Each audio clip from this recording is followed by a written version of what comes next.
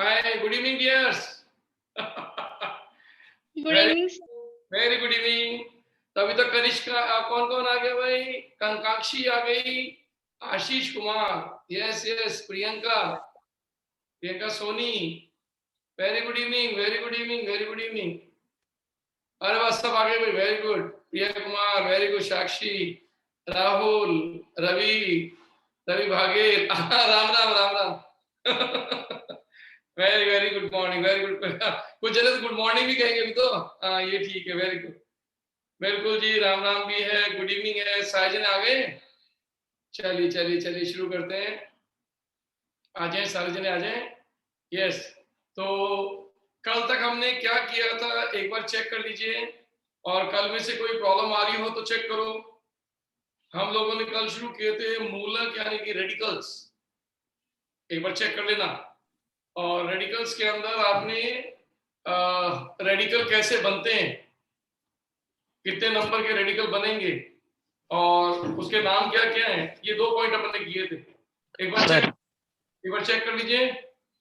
Sir, जो पूर्व लग्न में जो रूल लिखा था उसमें दूसरा रूल है, यदि मुक्त संयोजकता उपस्थित हो, इसका मतलब क्या है सर? यदि मुक्त संयोजकता उपस्थित हो, इसका मतलब बताइए सर। इसका मतलब बताता हूँ मैं आपको। जैसे मान लीजिए ये कार्बन के ऊपर फ्री वैलेंसी, ये जिस कार्बन पे अगर ये 2 डिग्री पे प्रेजेंट है तो S लगाना, और अगर यही फ्री वैलेंसी 3 डिग्री पे प्रेजेंट है तो 50 लगाना। देखो आपको मैंने रूल्स कराए हैं, रूल्स में पूर्ण लगन के रूल्स में एक बार चेक कर लो। पहला रूल है, sir I practice question and I was able to do them, very good शाबाश। तो मैं आपको क्लियर करता हूं बेटा कि पहला रूल था कि अगर अनब्रांच्ड है आपका रेडिकल या मूलक तो कोई पूर्ण लगन मत लगाओ, लेकिन अगर 2 डिग्री पे लगा है तो S लगाओ, 3 डिग्री पे लगा है तो T लगाओ, और यदि उसमें आइसो ग्रुप लगा हुआ है तो आइसो ग्रुप का आइसो लगाओ। क्लियर? और इसी तरह से मैंने आपको नियम, तो मैंने कितने रूल आपको लिखवा दिए? ये 2 रूल। हाँ, कितने रूल हो गए? 2 रूल। 2 रूल हुए हैं। तो चलिए बेटे, तो मैं आपको तीसरा रूल, अच्छा कल अपन चले गए थे ना, टाइम हो गया था। आईसीयू कब लगता है? अभी अभी सिखा रहा हूं बेटा, अभी सिखा रहा हूं। मेरे को लगा मैंने तीसरा रूल करा दिया, लेकिन आप कह रहे हो 2 ही रूल कराए, तो मैं आपको रिपीट कर देता हूं। हमने लिया था प्रीफिक्स रूल, ये हमारा टॉपिक चल रहा था पूर्ण लग्न के नियम, और इसमें अपन ने नंबर 1 सबसे पहला किया था नो सब प्रीफिक्स। जब कार्बन की चेन या मूलक की चेन या रेडिकल की चेन बिल्कुल सीधी हो, अनब्रांच्ड हो, तो कोई भी प्रीफिक्स लगाने की जरूरत नहीं है। जैसे एग्जांपल आपने देखो ये दिया था, देखो जैसे CH3, CH2, CH2 और डैश। अब आप देखो इसका अगर मैं नाम दूं तो कुल कार्बन इसके अंदर पेरेंट में है 3, तो 3 का बन गया प्रो, ये तो हो गया पेरेंट, और इसका सफिक्स हो गया वाइयल, ये हो गया इसका अनुलग्न, और इसमें किसी भी तरह का पूर्ण लगन नहीं लगेगा। कारण क्योंकि ये सीधी चेन है, तो ये अपन कर चुके हैं नंबर 1 पर। नंबर 2 पे अपने लिखा था यदि 2 डिग्री कार्बन पर मुक्त संयोजकता है तो आप लगाओ S, या आप लगाओ SEC सेकेंडरी, या आप लगाओ इसके अंदर 2 डिग्री, या हिंदी में आप लिख सकते हो द्वितीयक, तो ये अपन लगा सकते हैं बेटा। और यदि 3 डिग्री कार्बन से फ्री वैलेंसी आए तो आप लगा सकते हो यहाँ पर T, या लगा सकते हैं टर्सरी। लिख चुके ना अपन, ये अपन ने कल शुरू किया। Yes sir. और या फिर अपन लिख सकते हैं तृतीयक। अब देखो इसका एग्जांपल मैं क्लियर करता हूं कैसे। जैसे उदाहरण के तौर पर CH3, CH3, CH2, CH3, और देखो मैंने फ्री वैलेंसी लगा दी यहां। अब देखो इस रेडिकल का नाम हमें रटने की जरूरत नहीं है, आपको 3 इंफॉर्मेशन देनी है। जनक का नाम, अनुलग्न और पूर्वलग्न, यानी कि parents name, suffix and prefix. तो चलो शुरुआत करते हैं पहले पेरेंट का नेम। तो पेरेंट के नेम में टोटल कार्बन है 5, तो 5 का हो गया पेंट। और सफिक्स आपका फिक्स है कौन, हमेशा लगेगा वाइल, ये रहा पेंटाइल। और अब आप देखो ये अनब्रांच्ड नहीं है, इसलिए ये वाला कंसेप्ट नहीं लगेगा। ये 2 डिग्री पे फ्री वैलेंसी नहीं है, तो ये वाला 3 कंसेप्ट डिग्री 3 डिग्री पर है, तो इसका मतलब ये 3 डिग्री के कारण टर्सरी। बस हो गया आंसर। तो हमारा नाम बन गया टर्सरी पेंटाइल। फिर एक एग्जांपल देता हूं, जैसे देखो ये लिख दिया CH3CH2 CH3 और ये लिख डैश। बिल्कुल नियम रह काम करोगे तो आपका कभी यहाँ से गलत नहीं होगा। तो सबसे पहले पेरेंट, तो यहाँ पर आपके टोटल कार्बन 4, तो 4 का क्या होगा? और आपका सफिक्स लगेगा या अनुलग्न लगेगा? S butyl. S secondary beauty. बिल्कुल सही, तो इसके आगे लग जाएगा एस ब्यूटाइल। तो ये आपका द्वितीयक ब्यूटाइल बन गया। तो क्या ये 2 नियम समझ में आ गए? Yes sir. Yes sir. अब आ जाओ तीसरा नियम। तीसरा नियम बहुत इंपॉर्टेंट है। इस नियम का नाम है आइसो प्रीफिक्स रूल। इसको आइसो का पूर्वलग्न नियम कहते हैं। सबसे पहले तो आइसो का मतलब समझ लो। आइसो का मतलब होता है समान, इंग्लिश में बोलते हैं होमो। इसका मतलब 2 चीजें समान होने पर ये शब्द लगता है आइसो। जैसे आइसोटॉप, आइसोबार, आइसोमर्स, है ना, आइसोटॉनिक। तो ये जो आइसो है ये समानता के लगता है। अब यहाँ पर समानता क्या समझ लो आप। इसका मतलब है कि when 2 methyls present at same carbon, ये देखो जब किसी मूलक के भाग में 2 मिथाइल एक जैसे एक ही कार्बन में CH के साथ जुड़े हों तो इसके लिए शब्द आता है आइसो। तो आज के बाद जब भी हमें CH के साथ 2 CH3 दिखाई दें तो ये कौन सा नाम या कौन सा पूर्वलग्न लेगा? आइसो।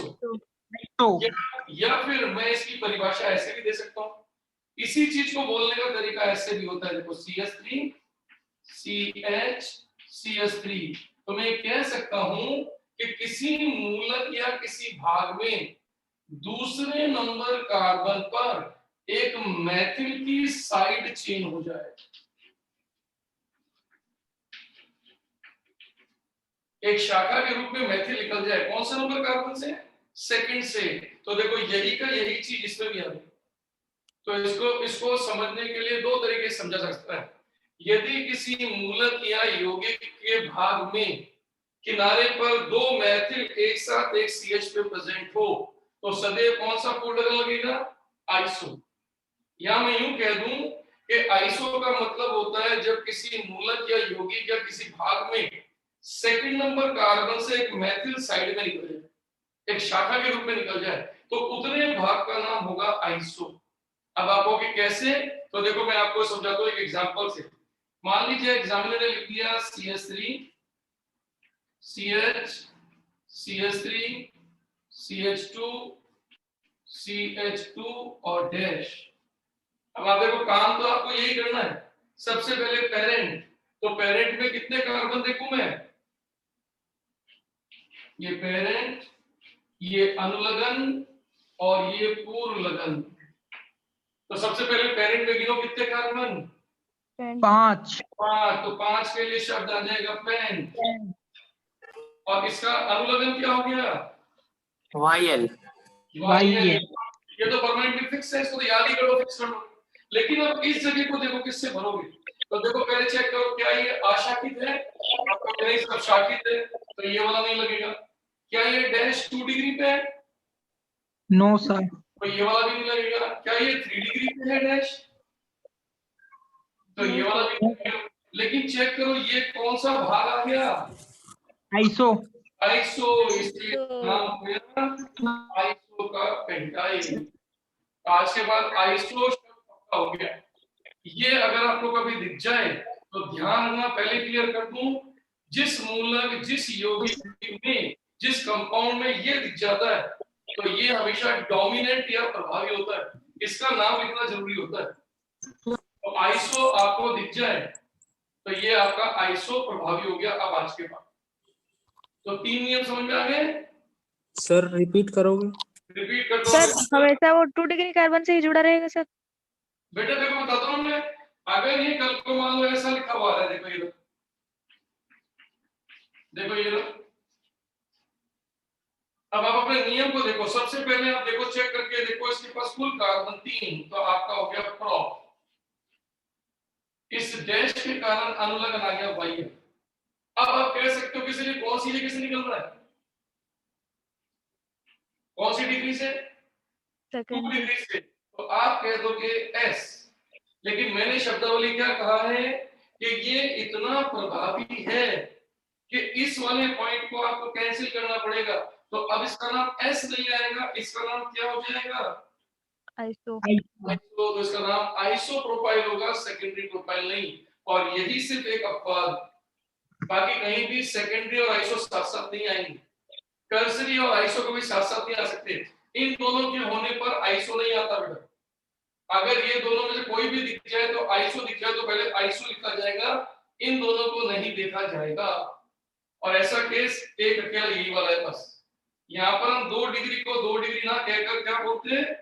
आइसो। तो कितने नियम हो गए? सर टी पेंटाइल में भी वही होगा ना? बेटा टी पेंटाइल के ऑप्शन में जो टी पेंटाइल का उदाहरण दिया उसमें भी वही होगा क्या? आइसो पेंटाइल किसमें टी पेंटाइल करके वो उदाहरण दियो ना सर पीछे। टी पेंटाइल में आइसो का है, देखो सीएच का है, पर सीएच नहीं है। देखो 2 मैथिल विद सीएच है ना, वो कहाँ है? यस सर, यस ठीक है। तो अपन कहीं नहीं सकते ना इसको। तो आइसो कहीं, आइसो के लिए तो CS3 CHO तो शुरुआत होती है इसकी। चलिए अब आ जाओ चौथे नियम पर। लिखो चौथा नियम, इसको मैं हटा दूं? Yes sir. सर स्क्रीनशॉट लेने दी। हाँ ले लो, स्क्रीनशॉट ले लो एक बार।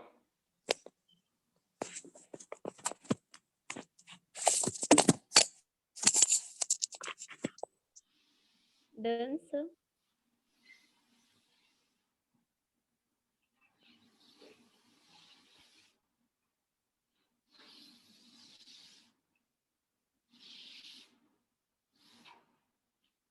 चलिए अब अपन लेते हैं नियम नंबर चौथा। चौथा नियम इतना महत्वपूर्ण नहीं है इसलिए क्रॉस। इसका मतलब है ये 100 में से केवल 1% काम आता है। 99% इसके क्वेश्चन नहीं बनते हैं लगभग, लेकिन हमें याद जरूर रखना, लिखना समझना जरूर है। इसको कहते हैं नियो प्रीफिक्स रूल।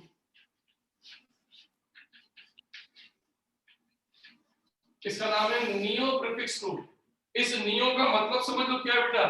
नियो का मतलब होता है नया, नियो का मतलब होता है न्यू।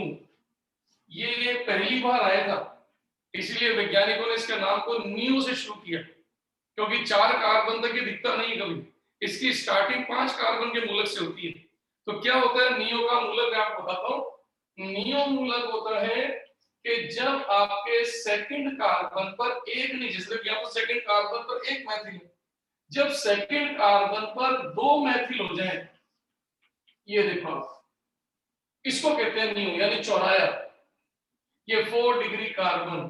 तो अपनी परिभाषा के अनुसार यदि सेकंड नंबर कार्बन पर 2 मैथिल शाखाएं निकल जाएं तो मैं कह सकता हूं 2 मिथाइल्स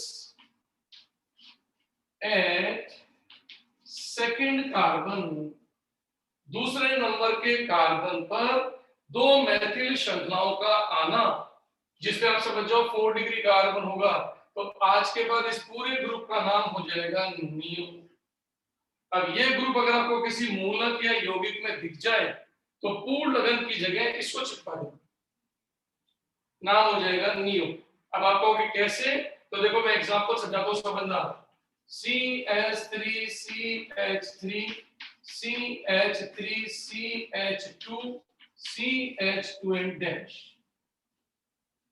अब आपसे कहा गया सब इस मूलक को पहचानो, तो आपको कुछ नहीं करना, नियम ये रहा आपके पास, ये रहा पेरेंट सफिक्स प्रीफिक्स, जनक अनुलग्न पूर्णलग्न। तो सबसे पहले अगर अपन जनक की बात करें तो बोलिए जनक में कितने कार्बन? 6 6 है, देखो 5 और 1 6, तो 6 का हो गया हेक्स, सही है। और अनुलग्न क्या लगेगा? YL YL, तो ये हो गया YL, इसका भी काम कंप्लीट। अब पूर्णलग्न पे आइए, तो पूर्णलग्न पे चौथा नियम लग गया। देखो ये देखो आपको दिखाई दे रहा है, ये कौन सा समूह है? देखो पूरा समूह देखो आप, ये नियो, तो इसका मतलब इसके आगे लग जाएगा नियो हेक्साइड।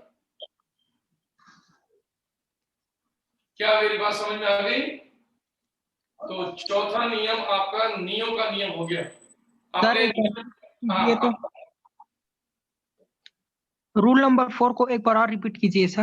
रूल नंबर 4 बेटा बहुत सिंपल समझो, आज के बाद किसी मूलक या रेडिकल या किसी यौगिक या कंपाउंड में आपको सिरे पर एक ऐसा ग्रुप दिखाई दे जिसके सेकंड नंबर पर 2 मैथिल बाहर आते हैं, लेकिन होने चाहिए 4 डिग्री पर।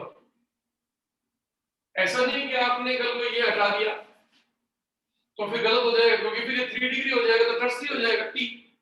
तो ये 4 डिग्री होना जरूरी है। तो अगर आज के बाद ये 5 कार्बन का चौराया, ये 5 कार्बन का सर्किल आपको कहीं दिख जाए तो ऑलवेज इसका नाम चिपका दोगे नियो। अब जैसे इसमें देखो ये नियो है और टोटल कार्बन 6 तो हेक्साइड। अब सपोज करो मैं यहां से इसको हटा देता, ये देखो, और केवल मैं इसको लिख देता। अब आप चेक करके देखो एक हल्का सा अंतर आया, पेरेंट के नाम में कार्बन कम हो गया, देखो। तो अब कितने कार्बन हो गए? 5 नियोपेंटाइल यहाँ पर कौन आ गया? नियोपेंटाइल। तो बस नियोपेंटाइल रेडिकल हो गया, लेकिन नियो ग्रुप तो रहना चाहिए। तो मैं रिपीट कर देता हूं, 4 रूल कौन कौन से हो गए? पहला, यदि मूलक या रेडिकल अनुप्रांश अशाखित हो तो कोई प्रीफिक्स या पूर्णलग्न नहीं। 2 डिग्री से निकले तो S, 3 डिग्री से निकले तो T, और अगर मुख्य रूप से आइसो समूह हो तो फिर आइसो, और नियो ग्रुप हो तो फिर नियो। और अब आता है अपना 5वां नियम, तो हेडिंग डाल लीजिए रूल नंबर 5। सर। हाँ जी सर जो 4th वाले रूल में जो आप एग्जांपल दिए उसमें CH2 की जगह अगर CH3 हो गया तो फर्स्ट वाला बन जाएगा ना? तो फिर आप सोचो उसका नाम फिर पेंटेन थोड़ी होगा, पेंटेन होगा भाई। अगर आपने इसको ऐसे लिख दिया CH3 CH3 CH3, तो आपने इसका मतलब इसमें से H निकाला नहीं। जब H निकाला नहीं तो आप कहोगे 5 कार्बन का पेंट। तो अब ये जो इल लगता था वो इल नहीं लगेगा, इल तो तब निकलता है जब अपन मुक्त संयोजकता रखते हैं, तो इसका अनुलग्न हो जाएगा एन। तो फिर सोचो आगे क्या लिखा जाएगा? आगे लिखा जाएगा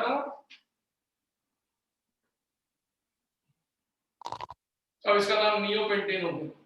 नियोपेंटेन। आपको इल कब लगाना है? जब आप H हटाने के बाद मुक्त संयोजकता दिखाते हो तो तब लगता है इल, और अगर नहीं हटाते हो तो फिर आपका रहता है इन। पॉइंट समझ में आ गया? चलिए अब आ जाइए रूल नंबर 5। रूल नंबर 5 को कहते हैं एक्टिव रूल, इसको सक्रिय नियम कहते हैं।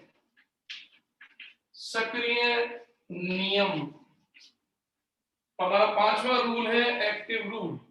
ये एक्टिव रूल क्या है पहले समझ लो आप इसको। एक्टिव रूल का मतलब है व्हेन a radical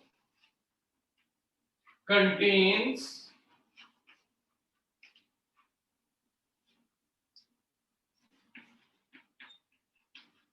chiral यानी कि asymmetric कार्बन,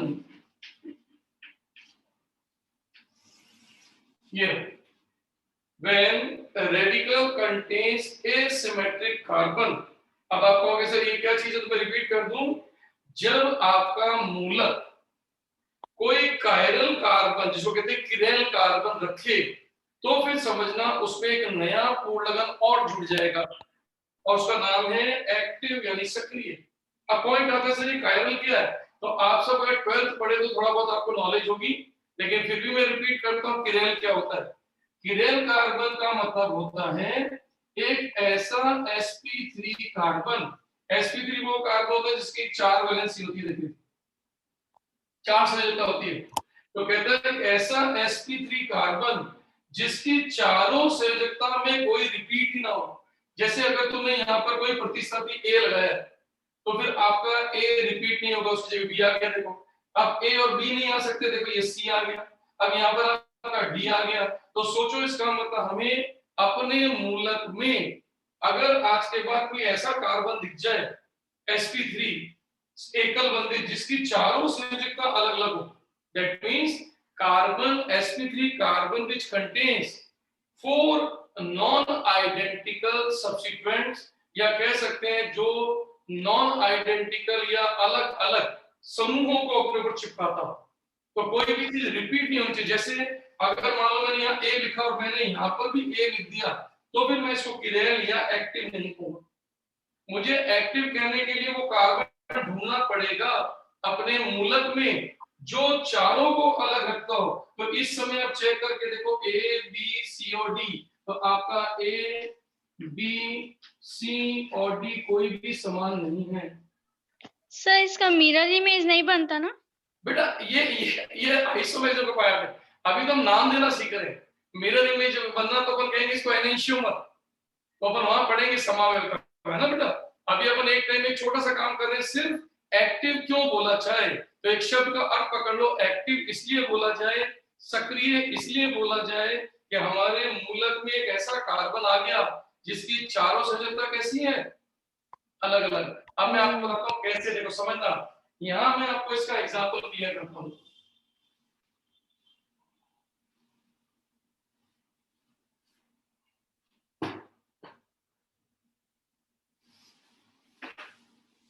अब देखो एक कंपैरेटिव स्टडी समझना। देखो मैंने आपके सामने लिखा CH3 CH2 CH2 और CH3, और एक मैंने लिख दिया CH3 CH2 CH2 और ये CH3। अब आप देखो अपने नियम के अनुसार चलो, इसका पेरेंट, इसका सफिक्स, इसका प्रीफिक्स, सेम वही चीज यहां पर, इसका पेरेंट, इसका सफिक्स और इसका प्रीफिक्स। तो देखो हमने जो नियम सीखा पहले उस नियम से चलते हैं। चलिए शुरुआत करते हैं। सबसे पहले कितने कार्बन टोटल रेडिकल या मूलक में है? पेंट। तो पेंट, तो नियम के अनुसार चलोगे कभी गलती नहीं होगी। पेंट, यहाँ पर अनुलग्न क्या लगेगा? YL। YL, तो नाम बन गया पेंटाइल, सही है। अब आ जाओ अपने नियम के अनुसार। सबसे पहले क्या मैं इसको बिना प्रीफिक्स से छोड़ दूं? नहीं नहीं। कब छोड़ते हैं अपन? जब आपका मूलक कैसा होता है?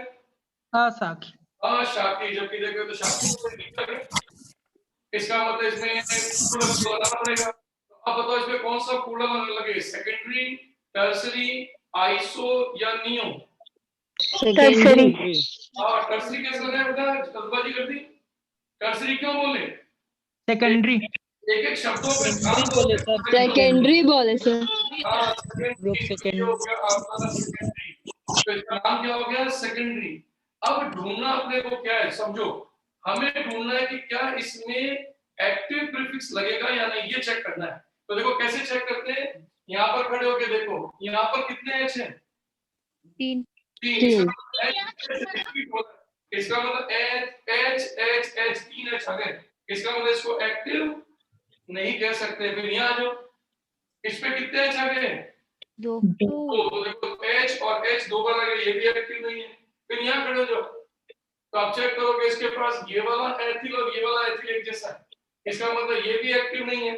फिर यहाँ आ जाओ, ये भी एक्टिव नहीं है। फिर यहाँ आ जाओ, ये भी एक्टिव नहीं, इसका मतलब इसमें एक्टिव का यूज नहीं होगा। अब यही बात यहाँ आ जाओ, फिर वापस शुरू करो। अब की बात कितने कार्बन? पेंट। हाँ, तो ये हो गया अच्छा और देखो इसका जो अनुलग्न लगेगा वो लगेगा वाइयल। अब फिर चेक करो, अब की बार इसका प्रीफिक्स क्या आएगा? सेकेंडरी आएगा। सेकेंडरी आएगा सर। कौन सी सेकेंडरी होगा सर। इसका मतलब इसके आगे लगेगा सेकेंडरी। अब इसको चेक करने के लिए, क्योंकि सेकेंडरी पेंटाइल दो हो गए, अब हमें चेक करना जरूरी हो गया। तो शुरू करते हैं। देखो इस पे रिपीट हो रहा है, छोड़ दो। इस पे एच रिपीट हो रहा है, छोड़ दो। इस पे एच रिपीट हो रहा है, छोड़ दो। पूरे कार्बन को देखो आप, ये वाला कार्बन किरेल हो गया। अच्छा, देखो इस पे एक एच है, ये आपका CH3 है, ये आपका प्रोपाइन है, और ये आपकी मुक्त संयोजकता है। तो क्या चारों की चारों संयोजकता अलग हो गई कि नहीं हो गई? या इसके आगे क्या बचा है? एक्टिव। इसका मतलब इसको कहते हैं स्पेशल प्रीफिक्स। तो अब आप देखो इसमें एक स्पेशल, इसमें दो दो प्रीफिक्स शब्द है। अब आज के बाद इसका नाम हो गया सक्रिय द्वितीयक पेंटाइल। ये देखो, ये मूलक का नाम है। अब बताओ डिस्टिंग्विश करना समझ में आ गया कि नहीं? आ गया सर। आ गया ना? अब आप क्या आ गया सर। अब आप रेडिकल करने के लायक हो गए हो। अब आपको फाइनल टेबल, यानी अब मैं जो आपको टेबल दूंगा, उस टेबल में आपको ये सारे नियम याद रखने, नियम रिपीट कर दो। सबसे पहले जो मैं आपको संरचना दूंगा, उसमें कितने एमवीआर बनेंगे, उतने एमवीआर की संरचना बनाना, और उन संरचनाओं के ऊपर ये नियम लगाना, PSPR, और ये सारे पांचों के पांचों नियम चेक करना, और आप उसके बाद अपना नाम सोचना। तो मैं आपको लिस्ट दे रहा हूं, ये आपको अभी करनी है, मैं लिस्ट देने वाला हूं। तो इसका स्नैपशॉट कर लीजिए, मैं आपको लिस्ट देने वाला हूं।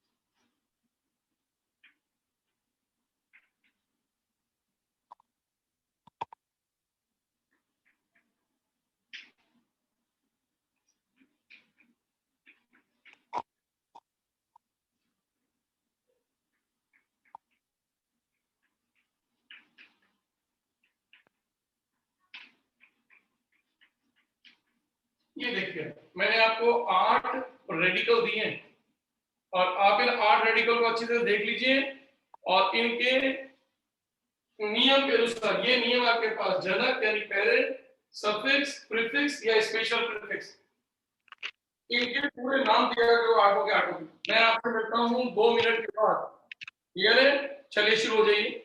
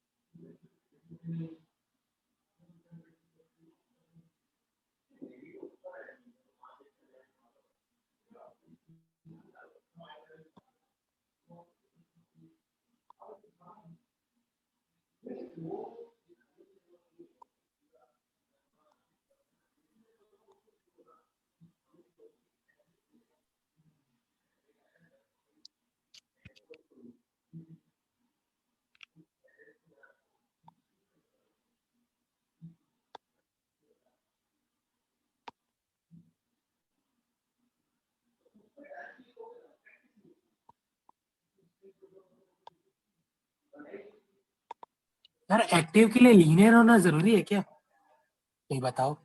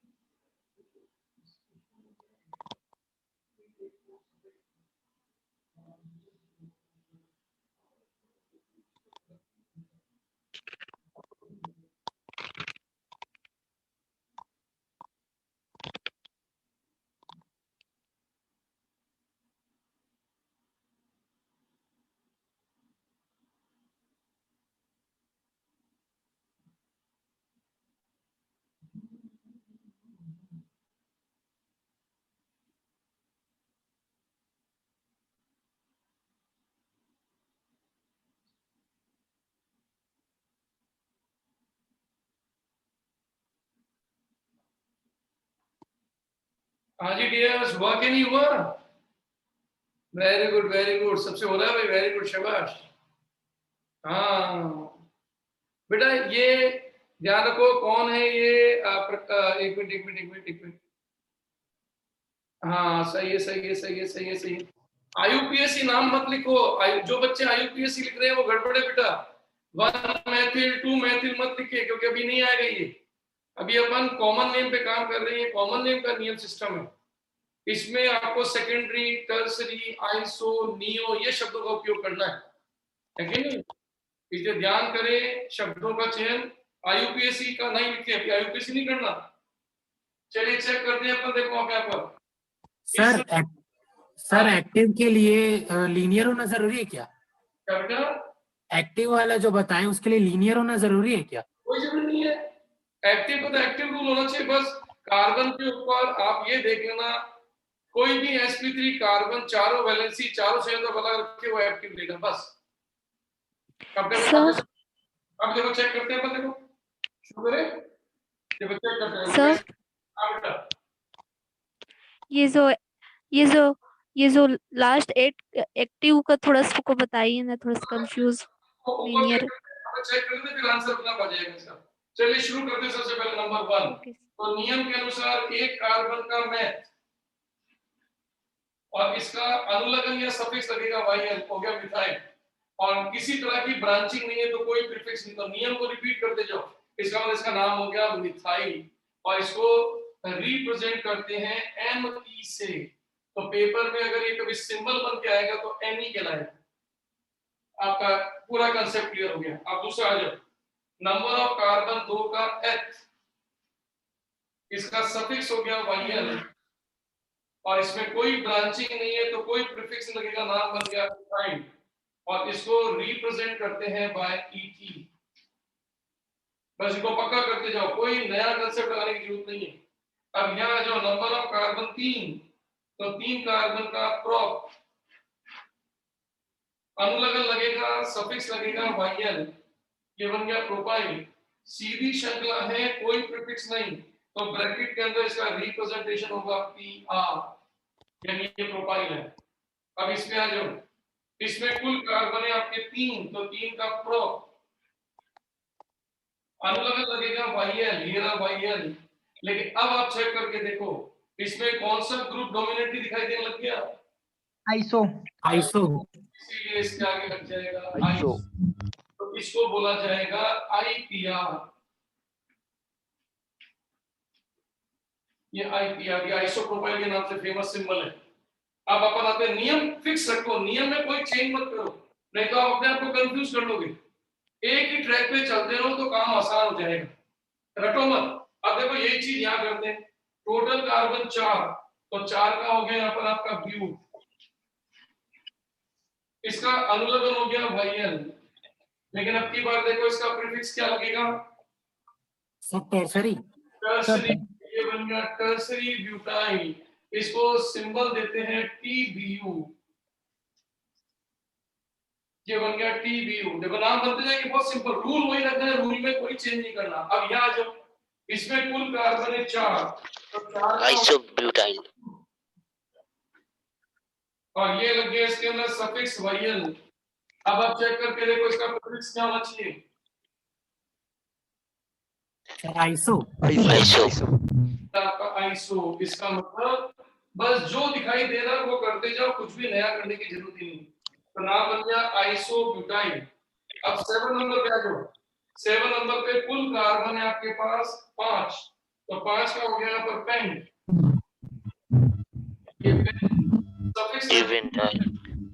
और अब आप चेक करो इसके अंदर, जैसे बच्चा कहेगा सर मैं आइसो लगाऊं, डिपेंटाइल तो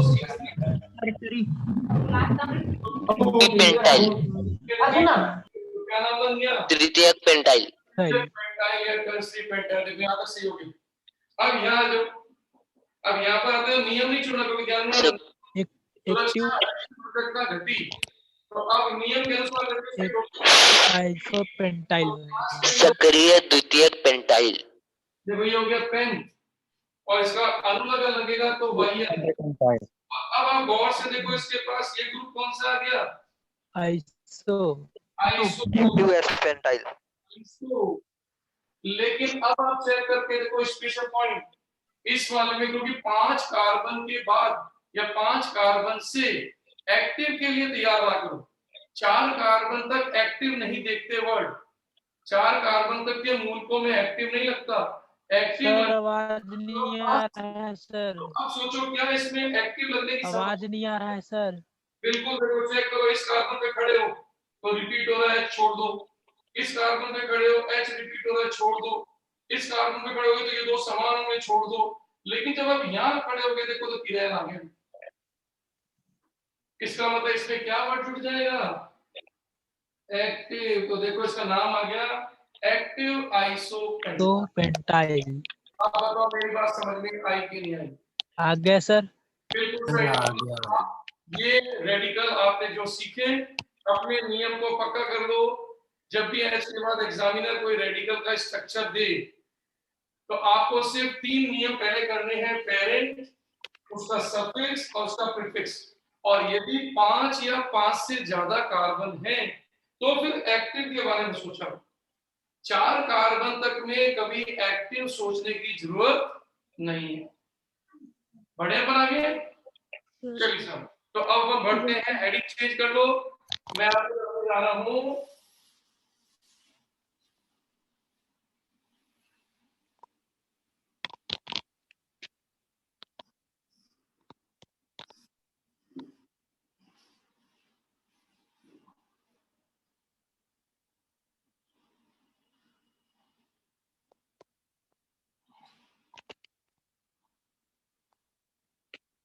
चलिए सर, अब की बार हेडिंग डालने जा रहे हैं अदर इंपॉर्टेंट मोनोवेलेंट रेडिकल्स। हम करने जा रहे हैं अन्य एकल संयोजी मूलक, ये लीजिए, जो कि महत्वपूर्ण है। तो अन्य एकल संयोजी मूलक यानी कि सम इंपॉर्टेंट अदर एमवीआर। अब कौन कौन से एमवीआर जो फेमस हैं, हम उन पे और काम करने जा रहे हैं। ये तो हमारे हाथ में सब आ गए। तो इस कैटेगरी में नंबर 1 पर आता है CH2 double bond CH and dash. अब देखो ये एक मूलक है, इसमें भी नियम वही लगेगा। तो सबसे पहले नियम के अनुसार देखें तो कुल कार्बन कितने, तो 2 के लिए बन गया H। लेकिन आप याद करो पहले तो आप क्या करते थे, आयन लगा देते थे, लेकिन अभी आयन नहीं लगाना क्योंकि अभी डबल बॉन्ड के बारे में बताया नहीं। तो ये हो जाएगा एथीन। तो इसका मतलब ये इथीन है। और अब लगा दो इसके पीछे अनुलग्न जिसका नाम है वायन। तो इस समय ये हो गया पेरेंट और ये हो गया सफिक्स। तो इस रेडिकल का नाम हो गया इथेनिल। लेकिन ये मूलक इतना फेमस नहीं हो पाया इस नाम से, क्योंकि इसका कारण है ये वाला कार्बन विनाइलिक कार्बन है। याद है विनाइलिक कार्बन क्या था अपन ने? Yes sir. तो इसका जो फेमस नाम बना वो इसी के बेस पे बना, विनाइल। आज के बाद ये मूलक फेमस हो गया, ये मूलक कम फेमस हो। तो गलत नहीं, ध्यान रखना, ये मैं काटा इसका मतलब गलत नहीं है। इसका मतलब है 100 में से 99% आपको हमेशा पेपर पे विनाइल मिलेगा, क्योंकि इसको IUPAC ने रिटेन यानी इसको कहते हैं अभिग्रहित कर लिया। अब IUPAC भी इसको विनाइल के नाम से यूज करती है। तो कोई भी IUPAC नाम आएगा तो विनाइल चलेगा, क्लियर। लेकिन कुछ जगह पर आपको ये नाम भी मिलेगा तो गलत नहीं है, सही है, लेकिन इसकी इंपॉर्टेंस इसके मुकाबले कम। अब जैसे इसका दूसरा रेडिकल देखो, ये नंबर 2, नंबर सेकंड रेडिकल में CH2 double bond CH CH2 dash. अब देखो इस रेडिकल का अगर अपन नाम दें तो नियम से चलो, सबसे पहले कुल कार्बनों की संख्या है 3, तो ये शब्द आ गया प्रोप। लेकिन डबल बॉन्ड प्रेजेंट है तो आपने लगा दिया इन, और मुक्त संयोजकता है तो ये आ गया वायन, तो नाम बन गया प्रोपिनाइल। और नियम ये कहता है कि जहां से मुक्त संयोजकता बनती है नंबरिंग वहां से स्टार्ट होती है। तो 1 2 और 3, तो डबल बॉन्ड की स्थिति 2 हो गई, इसलिए इसका नाम हो गया 2 प्रोपिनाइल। तो इस रेडिकल का नाम बना 2 प्रोपिनाइल, लेकिन ये फेमस नहीं हो पाया। रीजन आप जानते हो, ये कार्बन तो था विनाइलिक, तो सोचो ये वाला कार्बन कौन सा था? एलेलिक। एलेलिक बिल्कुल सही, इसीलिए इस मूलक का नाम हो गया एलिल।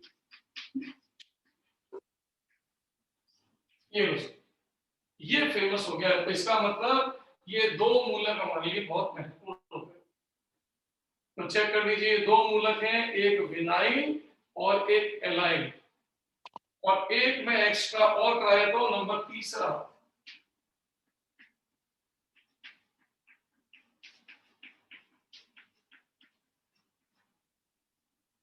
ये देखिए, एक ये मूलक। अगर हम नियम के अनुसार चलें तो नियम कहता है कुल कार्बन 4, तो आप बोलोगे ब्यूट।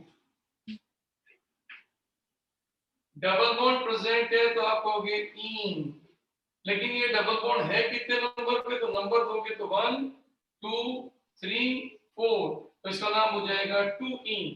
तो इसको कहते हैं ब्यूट 2 इन, और इसमें लग जाएगा आपका अनुलग्न वायल। तो इसका देखा जाए तो आईयूपीएसी नियम अनुसार इसका मूलक का नाम बन गया ब्यूट 2-ईन, लेकिन ये फेमस नहीं हो पाया। इसका फेमस नाम बना क्रोटिल। ये आपको याद करना है, रटना है, क्रोटिल। इसको क्रोटिल मूलक कहते हैं। ये क्रोटिल। तो ये आप एल्कीन मूलकों में ये 3 मूलक अच्छी तरह से रट लें या अपने दिमाग में बैठा लें, क्योंकि आप वो मूलक तो सारे कर चुके हो, लेकिन ये कुछ फेमस मूलक है जो उपयोग में लेंगे। तो आज के बाद विनाइलिक कार्बन से निकला तो विनाइल, एलिलिक कार्बन से निकला तो एलाइन, और क्रोटिल समूह 4 के बीच और भी आएंगे, लेकिन मैं अभी नहीं करा रहा हूँ, धीरे धीरे इसको बढ़ाएंगे अपन।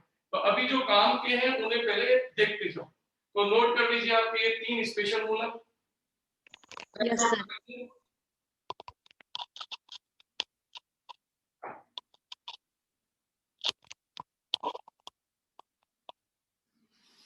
Done sir.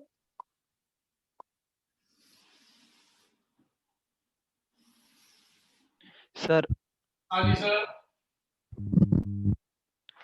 Sir 3rd number में 2 ब्यूट नहीं लिख सकते क्या?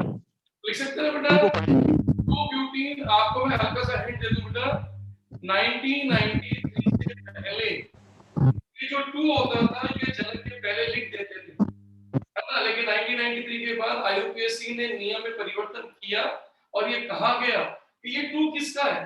तो कहता है डबल बॉन्ड का। तो कहता है जिसका है उसके पास लिखने का तरीका शुरू कर दो। हालांकि ये नियम पूरी तरह लग नहीं पाया अभी भी बहुत सारे पेपर में 2 ब्यूटीन या ब्यूट 2 दोनों लिखा जाता है। तो ये अभी कोई गलती में काउंट नहीं होगा।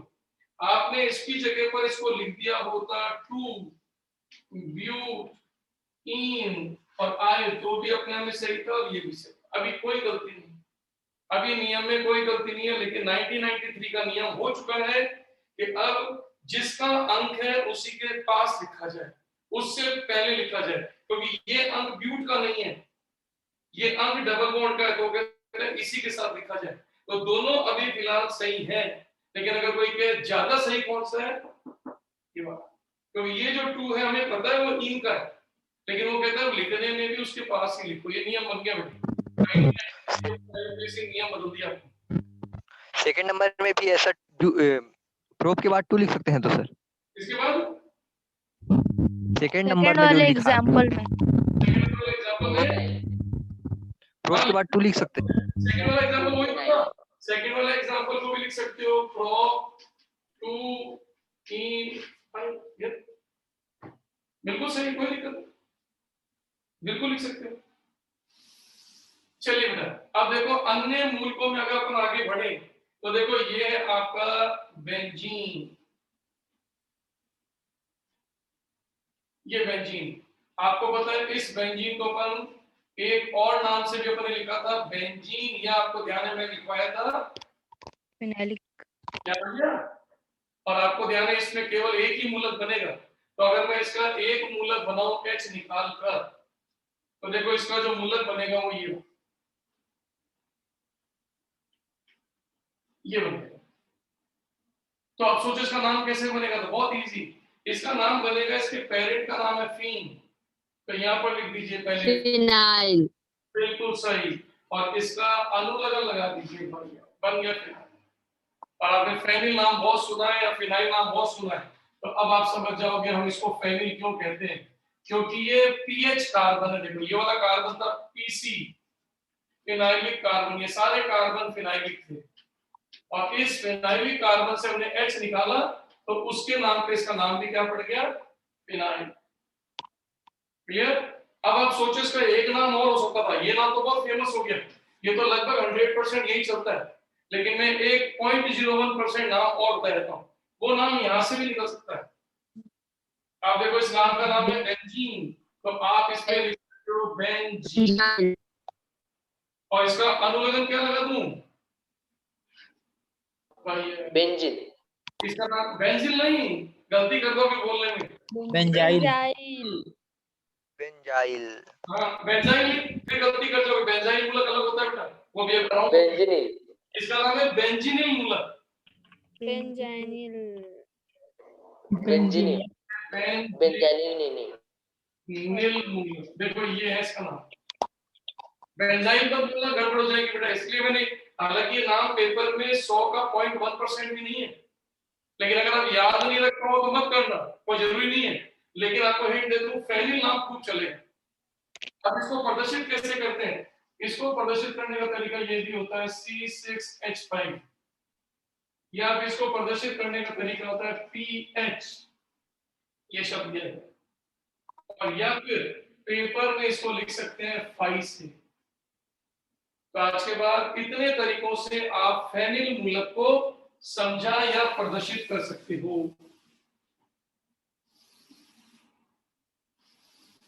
समझ में आ गया? क्लियर है? Yes sir. अब देखो यहाँ पर ये मैंने लिया टोलुइन। देखो आप इसको नाम देते हो टोलुइन। टोलुइन दिख रहा है?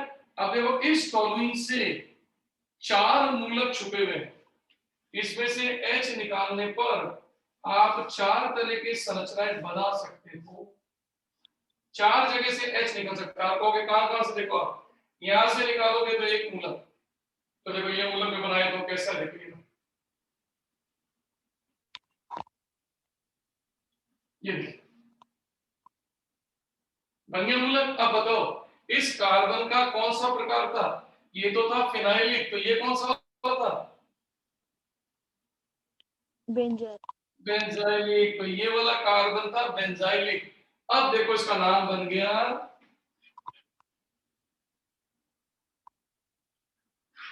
बेंजाइल, इसको कहते हैं बेंजाइल। तो आज के बाद जो शब्द आप लिखते हो ना बेंजिल, तो देखो दोनों नामों में डिफरेंस देख लो आपके सामने। ये है बेंजीनिल जो कि बेंजीन फिनाइल से बन रहा है, और ये है बेंजाइल, वो sp3 कार्बन जो वलय को टच करता है। अगर उससे H निकल रहा है तो ये बेंजिल मूलक है, तो इसका नाम बनता है बेंजिल। पकड़ में आ गया? और अब आप गौर से देखो, इस मैथिल के कारण ये स्थिति ऑर्थो, ये स्थिति मेटा और ये स्थिति पैरा, तो फिर 3 मूलक और बन गए। कौन कौन से 3 बन गए? देखो आप, पहला, अगर अब की बार आपने H को निकाल लिया ऑर्थो से, सेकंड नंबर आपने निकाल लिया मेटा से, और आपने निकाल लिया पैरा से, तो देखो 3 मूलक और बन गए। अब इन 3 मूलकों को कैसे नाम देते हैं? इसके नाम पे देते हैं। तो इसका नाम बनता है ऑर्थो टॉलिल। अब देखो ये टॉलिल शब्द टॉलिन से आ गया, यानी ऑर्थो स्थिति से संयोजकता निकाली मुक्त, तो नाम बन गया ऑर्थो टॉलिल। और इसी तरह से ये मेटा से निकला, तो इसका नाम हो गया मेटाटॉलिल, और ये पैरा से निकला तो इसका नाम हो गया पैराटॉलिल। तो एरोमेटिक के अंदर ये आपके 5 मूलक बड़े महत्वपूर्ण हैं। बेंजीन वाले से निकले तो फेनिल, यानी फिनाइलिक से निकले तो फेनिल, बेंजाइलिक कार्बन से निकले तो बेंजिल। शब्दों का ध्यान रखना बहुत, यही आगे जाकर आपका आधार बनेंगे और आपकी स्पीड बनेगी। और ये कहलाता है ऑर्थोटॉलिल, मेटाटॉलिल एंड पैराटॉलिल। एक बार चेक कर लीजिए, ये आपके मोनोवैलेंट रेडिकल का एक पार्ट यहाँ खत्म हो गया। अब इसका यूज हम कैसे करने वाले वो सीखूंगा मैं, तो पहले एक बार चेक कर लो समझ में आया कि नहीं आया। Yes sir. Very good. किसी को कोई प्रॉब्लम हो तो चेक करें बेटा, एक बार देख लो, किसी को प्रॉब्लम हो तो कोई। यस कंप्लीट हो गया सर। Hello sir. चलो, टॉलिल के अलावा और क्या लिख सकते हैं इसको? बस टॉलिल। ऑब्वियसली आपको आईयूपीएसी नहीं बनाना, इसका नाम ही केवल 100% टॉलिल फेमस है, कोई दूसरा नाम नहीं आएगा, इसका एक ही नाम आता है टॉलिल बस। ऑर्थो से निकले तो ऑर्थोटॉलिल, मेटा से निकले तो मेटाटॉलिल, और पैरा से निकले तो पैराटॉलिल। बेंजाइलिक से निकले तो बेंजीन, और फिनाइल ग्रुप से निकले तो फिनाइल। फिक्स है, जो नाम बोला जा रहा है वहीं से निकालना है, बस और कहीं चेंज नहीं करना, ताकि हमें रटने की जरूरत ही नहीं पड़े। सर हाँ जी बोलो। सर प्रीफिक्स लिखने के लिए मतलब जो डिग्री पे कार्बन रहेगा उसी का लिखेंगे ना? इसमें नहीं बेटा, एरोमेटिक है इसका, इसमें नहीं है, लगता नहीं है, वो उस पे था हाँ एलिफेटिक। सर एलिफेटिक का। एलिफेटिक में सही है, जिससे निकलेगा उसका, जैसे 2 डिग्री से निकला तो एस, 3 डिग्री से निकला तो, लेकिन अगर आइसो प्रेजेंट है तो पहले आइसो, फिर टी और एस नहीं देखते, और अनब्रांच्ड है तो फिर कोई गुलक लगाना नहीं है, नियो प्रेजेंट है तो नियो लगाना है। और 5 या 5 से ऊपर के मूलकों या रेडिकल्स में हमें एक्टिव का ध्यान रखना है कि एक्टिव आने की पॉसिबिलिटी भी चेक करनी। 4 कार्बन ओके सर। एक्टिव के बारे में मत सोचना, वहां पर एक्टिव नहीं लगता कभी, पकड़ में आ गया? यस सर, डिग्री के हिसाब से देखने हैं। डिग्री वही कार्बन कितने कार्बन से गिरा है, हाँ सर। बस उसके बेस पे सिंपल। चलिए साहब, इसके बाद अपन एंट्री करते हैं बेटा, ये खत्म हो गया हमारा एमवीआर, और अब अपनी हेडिंग डाल लीजिए बीवीआर, यानी कि बाई वैलेंट रेडिकल।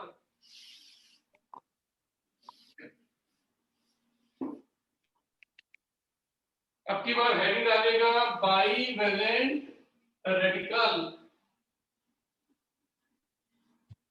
ये लीजिए सर। तो हमारी हेडिंग चेंज करने वाले अपन बीवीआर, यानी कि द्विसंयोजी मूलक।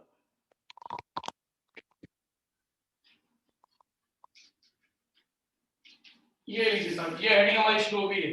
अब सबसे पहले अपने नाम को, परिभाषा को चेक कर लीजिए। आपकी परिभाषा क्या थी, आपकी डेफिनेशन क्या थी? What is BVR? आप कहोगे bivalent radicals which contains 2 free valencies, यानी कि द्विसंयोजी मूलक वो मूलक है जिनमें 2 मुक्त संयोजकताएं होती हैं। तो अपनी परिभाषा लिख लो या नोट कर लो कि BBr is a bivalent radical, that means 2 valencies, free valencies present, या अपन कह सकते हैं radical which are developed, which are generated by removal of 2 hydrogens, किसी भी हाइड्रोकार्बन से अगर अब की बार आप 2H निकाल दो, अगर एक निकालते थे तो मोनोवेलेंट, लेकिन अब की बार निकालने कितने हैं? 2, तो डेफिनेशन बन गई बाइवेलेंट रेडिकल। यहां तक क्लियर? अब देखो अपन लेते हैं इसका क्लासिफिकेशन। क्लासिफिकेशन डेफिनेशन हिंदी में और बताइए ना। अब देखो, हाँ बेटा वापस बताऊं, समझ में आ गया? Yes sir. हिंदी में और बताइए ना।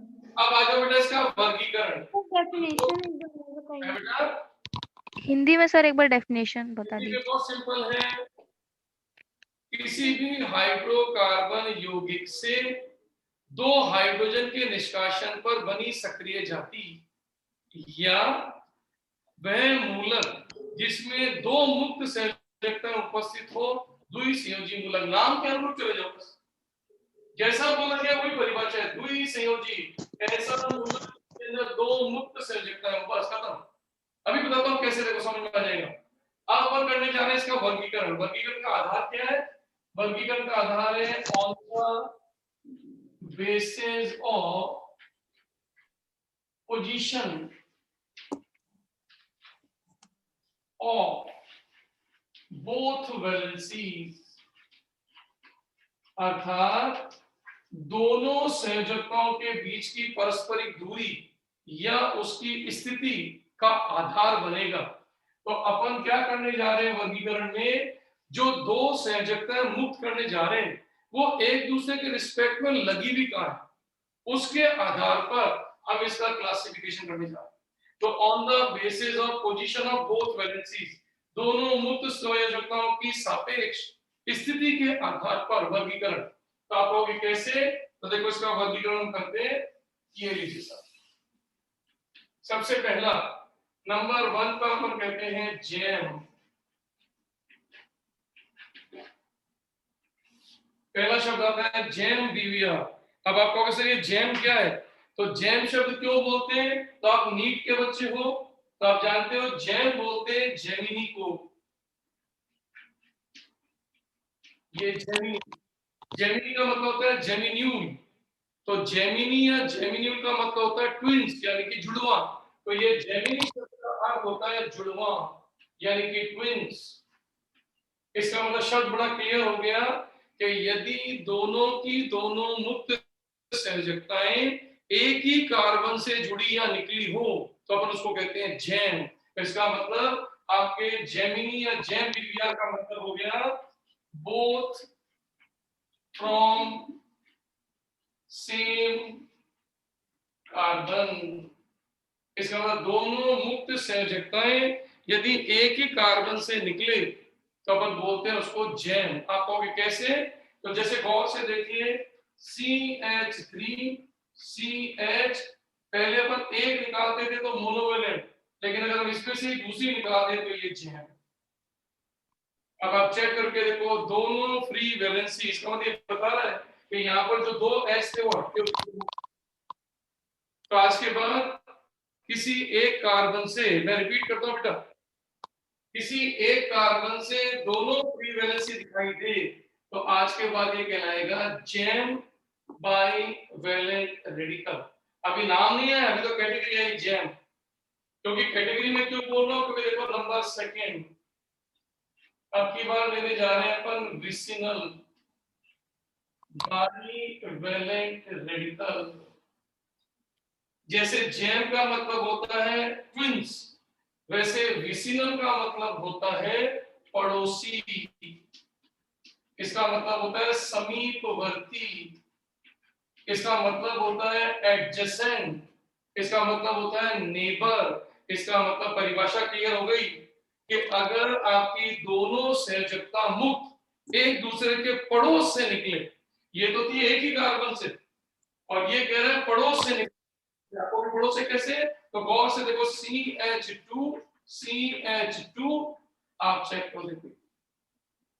अब देखो ये बाईवैलेंट रेडिकल, लेकिन दोनों एक दूसरे के पड़ोसी।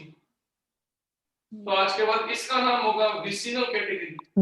और अगर दोनों वैलेंसी एक से निकले तो इसका नाम हो गया जैम कैटेगरी। जैम। और सर हाँ जी बेटा। सर एक्चुअली नेटवर्क्स तो प्रॉब्लम है पर फिर भी ब्लर आ रहा है, तो आप थोड़ा बड़ा लिखिए सर वर्ड्स को। बड़ा लिखो बेटा, कोई बात नहीं। अभी तीसरा नंबर आ जाओ बेटा। तीसरा नंबर कहलाता है अल्फा ओमेगा बाईवैलेंट रेडिकल। ये लो सब, इसका नाम बेटा अल्फा ओमेगा बाईवैलेंट रेडिकल। अब अल्फा ओमेगा का मतलब क्या होता है समझ लो। अल्फा का मतलब होता है फर्स्ट और ओमेगा का मतलब होता है लास्ट। इसका मतलब आज के बाद अगर दोनों वैलेंसी चेन, जितनी बड़ी चेन ले रहे उसके फर्स्ट और लास्ट से निकले, यानी कि both free valency from both terminals, दोनों एंड से, दोनों सिरों से निकले, तो अल्फा ओमेगा रेडिकल बोलते हैं। कैसे? समझाता हूं, देखो मैं आपको। CH2 CH2 CH2 CH2। अब आप चेक करके देखो ये दो वैलेंसी दोनों एक ही से निकला तो जैम, दोनों पड़ोस से निकला तो विसिनल, और अगर एक अल्फा से और एक ओमेगा से, तो आप कितनी लंबी चेन ले लीजिए, पहला और लास्ट अल्फा ओमेगा, तो इसका मतलब ये कहलाएगी अल्फा ओमेगा।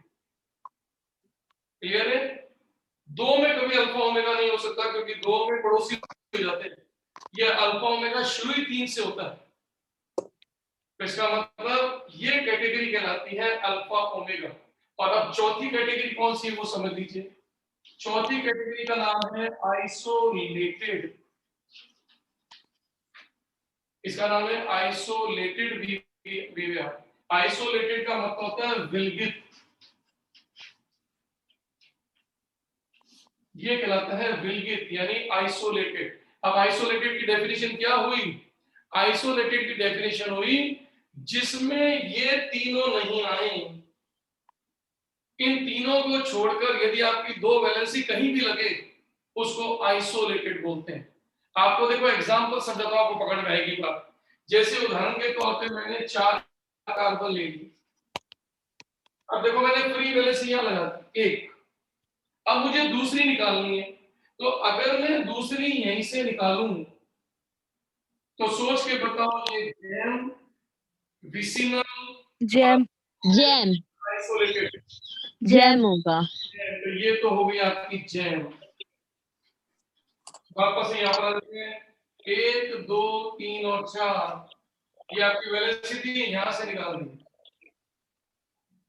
हाँ जैम, विस पड़ोसी अल्फा ओमेगा या आइसोलेटेड, विस विसिनल, विस होगा। पड़ोसी है, ये हो गई विसिनल। और अब की बार ये नंबर नेक्स्ट देखो, यहाँ से हमने निकाली और अब की बार ये यहाँ से निकल गई। अल्फा ओमेगा ओमेगा ओमेगा और अब की बार देखो, ये फिर हमने बनाई। अब आप सोचो, ऐसी जगह पर फ्री वैलेंसी चिपकानी है जिसकी थर्ड फर्स्ट एंड थर्ड में लगा। इसका मतलब अब इसका नाम कहलाएगा आइसो। तो सबसे पहले तो आप वर्गीकरण या क्लासिफिकेशन को चेक कर लो। मैं रिपीट करता हूँ, मेरी बात को समझना। बाइवेलेंट का मतलब होता है ऐसा रेडिकल, ऐसा मूलक जिसमें 2 फ्री वैलेंसी हो, लेकिन वो दोनों फ्री वैलेंसी कहां पर हो। अगर एक ही से निकले तो जैम, पड़ोस से निकले तो विसिनल, फर्स्ट एंड लास्ट से निकले तो अल्फा ओमेगा, और इन तीनों को छोड़कर कहीं से निकले तो फिर आइसोलेटेड। एक बार चेक कर लो। आज के हिसाब से अपन इतना ही करेंगे, तो पहले यहाँ तक जो अपन ने आज पढ़ा है वहां तक में किसी को दिक्कत हो तो मुझे क्लियर करेंगे। नो सर हेक्सेन में समझाओ तो आइसोलेटेड को। कौन सा वाला बेटा? आइसोलेटेड को हेक्सेन में समझाओ। देखो, आइसोलेटेड का मतलब क्या है? ऐसा बाइवेलेंट रेडिकल जो जैम ना हो, विसिनल ना हो, अल्फा ओमेगा ना हो, तो सारे रेडिकल आपके आइसोलेटेड हैं। जैसे मैं एग्जांपल आपको एक नया देता हूं, हालांकि अभी आगे आएंगे, लेकिन फिर भी मैं आपको एक एग्जांपल वापस से देता हूं। देखो, ये अब सोचो आपके पास ये 5 कार्बन, ये 5 कार्बन। अब आप सोचो, आपने यहाँ एक वैलेंसी निकाल दी। अब आप सोच के देखो, अगर मैं यहीं से दूसरी वैलेंसी निकालूं तो आप क्या कहोगे? जैम। मैं इसके यहाँ से निकालूं तो विसिनल अल्फा ओमेगा ओमेगा। अब बच गए ये दो। अब अगर आप इसके यहाँ से निकालो, देखो आइसोलेटेड। Yes sir. और अगर आप इसी स्ट्रक्चर में ये 2 वैलेंसी यहाँ से निकाल दो, ये भी आइसोलेटेड। और आप चेक करके देखो, अगर मैं इन 5 कार्बन में ये 2 वैलेंसी यहाँ से निकाल दूं तो देखो आसानी से पहचान जाओगे कौन सी। क्योंकि आपको क्या करना है, ये बताना है कि क्या ये जैम है क्या। No sir. No sir. Isolated vicinal नहीं है क्योंकि पड़ोसी नहीं है। क्या ये अल्फा ओमेगा है तो अल्फा ओमेगा तो फर्स्ट नो है, सर। तो फिर बची इसका मतलब जो आइसोलेटेड, ये तीनों की तीनों आइसोलेटेड। तो क्या मैं होप करूं ये आपने को समझ में आ गया? Yes sir. Yes sir. Next yes sir. Thank you sir. Good night, good night. Bye. Thank you. Good thank you sir. भाई किसका माइक इतना जोरदार बज रहा है, मस्त एकदम हाँ गाना। सही बात। एक्सक्यूज मी, आप लोग कोई प्लीज बनाओ ना, ले लो ना, क्योंकि कुछ प्रॉब्लम्स होती है तो मतलब कि शेयर कर व्हाट्सएप में सकते हैं बनाना है ना, क्या? तो हाँ कोई हाँ, कोई एक है ले ना? लो फिर उसके। सुनोगे, मैंने सर को बोला तो सर बोले कि वो ब्रॉडकास्ट में ग्रुप है, वो व्हाट्सएप में अलग से नहीं बनेगा। अब हाँ तो उसके हम लोग पीछे बनाते हैं ना, हाँ हम लोग ठीक है। बनाते नंबर हैं। चाहिए यार, हाँ, नंबर लोग ऐसे बना कैसे देते हैं। मतलब। आप दे दो। एक मिनट, आपका क्या नाम है? जितेंद्र ना? आप हो ना? जतींद्र यार प्लीज। Sorry please sorry. हाँ तो जो है जतिन आप बोल दे देना दो ना, चलेगा। मतलब हाँ ओके। तो ये ऑफ कर देते हैं, हाँ, मतलब कि दे दो जल्दी। हाँ 62 हाँ 61 हाँ 34 ओके 18 18 68 68 हाँ हाँ मेरा हाँ भी ले लो। हाँ मेरा भी दो ले ना। लो। ओके साक्षी। हाँ मेरा प्रियंका सोनी। ओके जल्दी सब करो चैट ऑफ में कर दे दे। दो ना अपना नंबर। 9131। सर सर एक को मिनट बोल सब दो ना 2 चैट मिनट में। रुक जाओ करके। सब हाँ चैट में सर दे दो को अपना बोल नंबर। सर को बोल दो ना रुकने के लिए, आप लोग बोल दो। सर रुके ही हैं, सब चैट में अपना नंबर दे दो। एवरी चैट में दे दो, हो जाएगा। सबको ऐड कर देना जो भी करेगा वो। हाँ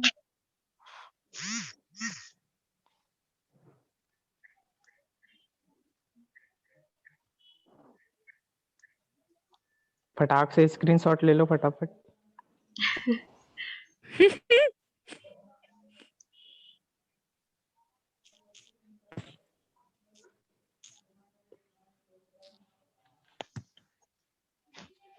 आप लोगों ने गूगल का फॉर्म भर लिया क्या? कहाँ, मेरे पास तो आया ही नहीं है। आया ही नहीं है। अरे नहीं मैंने मेरे तो पास भर लिया। मेरे पास आया ही आया नहीं। था, मैंने भी कर लिया। अच्छा तो सर से बात हुई क्या, मतलब कितने दिन में आएगा? अब वो तो नहीं पता, अभी तो वही करना पड़ेगा। अभी तो मैं आज फॉर्म फिलअप हाँ। करूंगी।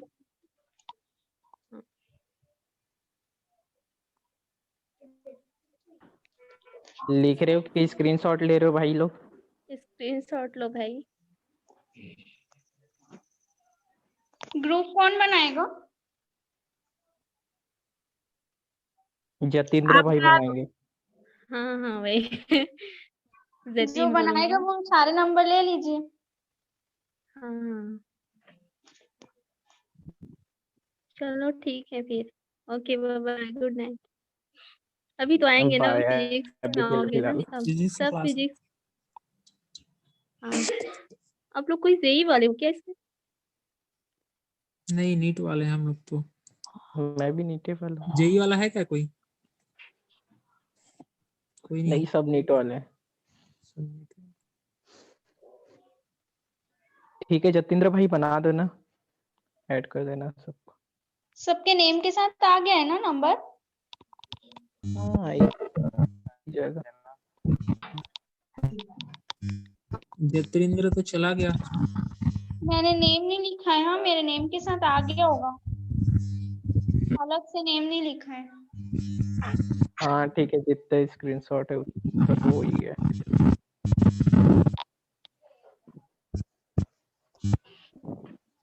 कोई एक बना लेना ग्रुप। हाँ कोई एक बना कौन रहा है? क्या पता कौन बना रहा। आप में से कोई बना लो एक।